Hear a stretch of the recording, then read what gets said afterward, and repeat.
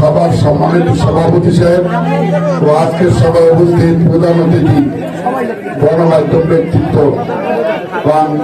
সারা বাংলাদেশের যে বিএনপির কথা বলেন এদিন মোশাররফ হোসেন আমাদেরই গর্বিত সন্তান।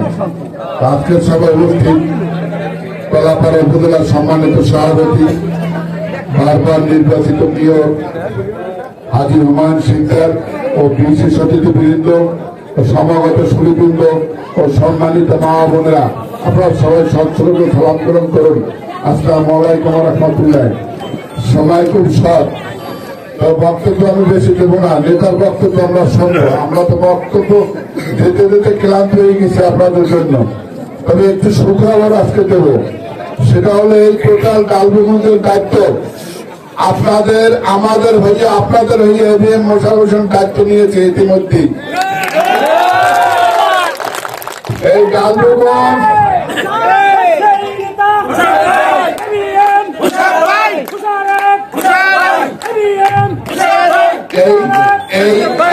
এই ডালবুগঞ্জ সিনেমাটা ভৌগোলিক কারণের নদীমাতৃক একটা এলাকা, কয়েক পাশে নদী, মাঝখানে একটা ইউনিয়ন, এটা ডালবুগঞ্জ ইউনিয়ন। সর্বোপরি আমাদের এবং এবিএম মোশাররফ হোসেন যেখানে বক্তব্য রাখেন আপনাদের কথা বলে, অতএব আপনাদের ডালবুগঞ্জের সিদ্ধান্ত সে নিয়ে এনেছে। অতএব এটার জন্য আপনাদের টেনশন করার দরকার নাই।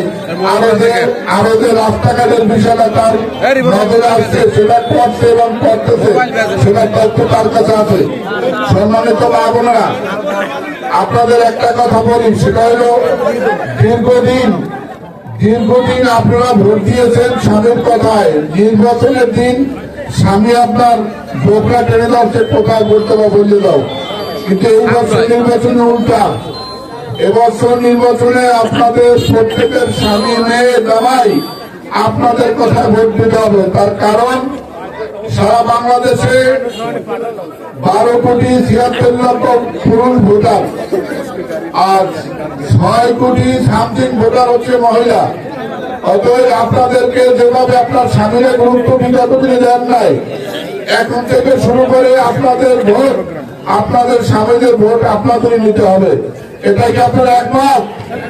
আজকে কোন মহিলা কোথাও নাই, তারপরে এবিএম মোশাররফ হোসেনকে ভালোবেসে আপনারা আসছেন, এগুলো থানা বিএনপির পক্ষ থেকে ধন্যবাদ। আর বিশেষ করে আমি কিন্তু রাজনৈতিক বক্তব্য রাখি না, রাখছি না, কিছু কথা বলি।